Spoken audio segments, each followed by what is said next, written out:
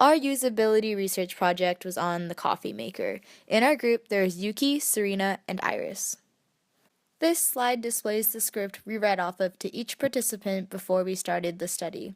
We told participants we were not judging their skills to make coffee in order to take some pressure off, and we encouraged them to say what they were thinking out loud so we could better understand their thought process. Okay, so I'm going to be showing you guys what choices were made throughout the test. And so the reason we tested these tests was because we wanted to know how effective were coffee machines in letting the user know how to use it.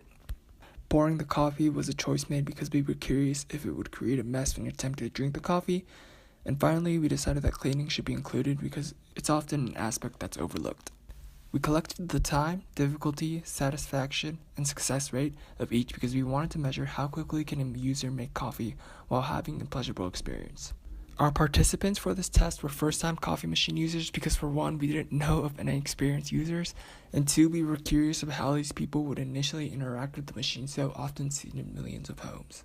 So these were the data collected throughout the user testing. One key thing we did was to keep the scale from 1 through 5 because we believed that having too large of a scale would only cause confusion. We also made the success rate of just 2 answers of yes and no since we wanted clear-cut results. Any comments made by the users after their experience were also recorded and can be viewed down on the bottom. Out of the 3 participants, there was a consensus of struggle in operating the device. Despite it seeming simple, they all displayed some level of difficulty and varied in some methods of preparing the coffee. However, when they gave ratings in hindsight, they only listed the difficulty as average. The pouring was done with great ease and efficiency.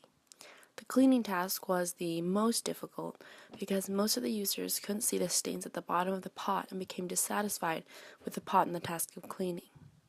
It took the most time to make the coffee for all subjects, but they were mostly consistent. It was harder than we thought to get the subjects to ignore our presence, and it may have altered the data. The experiment revealed that the coffee pot in design may not have been highly intuitive. If we were to rerun this test, we would find a way to make ourselves more inconspicuous to keep the data completely objective. We would also perhaps pick a task that is more difficult than pouring to produce more varied and interesting results. We would keep the results to ourselves. After sharing our rating of cleanliness to the subjects, they became less dissatisfied with the product.